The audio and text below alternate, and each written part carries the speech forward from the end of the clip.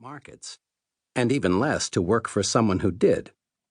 Traditionally, the region's subsistence farmers dreaded the arrival of the dry season.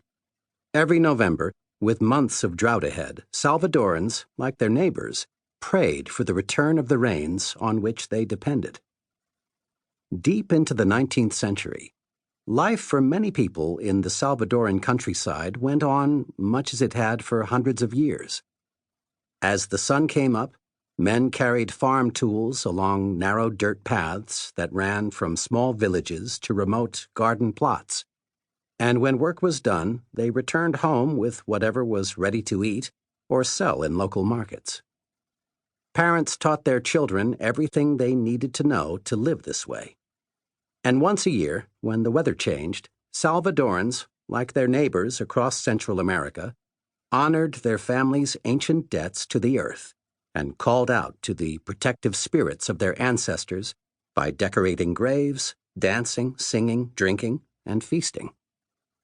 Yet there were also those Salvadorans for whom this deep continuity with the past was not a comfort. Those who looked out into the wider world of combustion engines, telephones, and electric lights and feared their country was falling behind.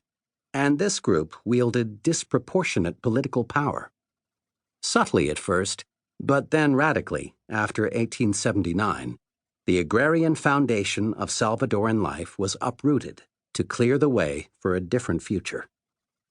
By 1889, when Jaime Hill's grandfather, James, then a young man of 18, arrived in El Salvador from Manchester, England, a profound transformation was underway. Within 2 generations, El Salvador was a different place. The first thing that strikes the visitor, wrote an American traveler in 1928, is the apparent unanimity of thought. Coffee. Everything is coffee. Everyone is directly or indirectly engaged in coffee.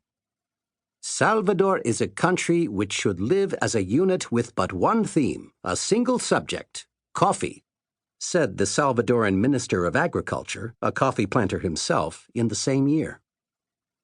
Though he settled in El Salvador a decade into the coffee boom, and though, as an immigrant, he was barred from holding political office, James Hill arguably did more than anyone else to transform his adopted country into one of the most intensive monocultures in modern history. By the second half of the 20th century, due in part to practices Hill introduced on his plantations and in his coffee mill, coffee covered a quarter of El Salvador's arable land and employed a fifth of its population. Salvadoran plantations generated per acre yields 50% higher than Brazil's, producing an annual coffee crop that made up a quarter of the country's GDP and more than 90% of its exports.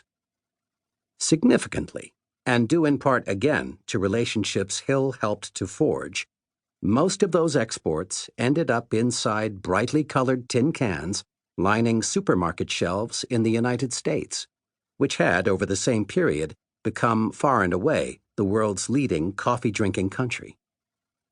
In a century, the harvest in El Salvador had taken on a new meaning, picking and milling coffee bound for American cups, and its bounty had changed hands. In the Hill family, as a result, the start of the coffee harvest normally meant rewards close at hand, but 1979 was not a normal year. The weather, as usual, had changed right on time, bringing sunny skies and dry air ideal for picking and milling coffee. Yet these favorable conditions were clouded by developments within the family and in the country at large.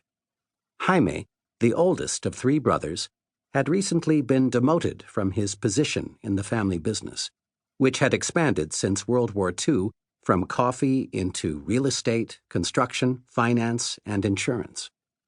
More troubling, the renewal of old political conflicts had put the success of the year's harvest seriously in doubt. 100 years of coffee had split El Salvador in 2. At the same time as the country had achieved extraordinary levels of economic productivity, it had also become poor in the most fundamental ways.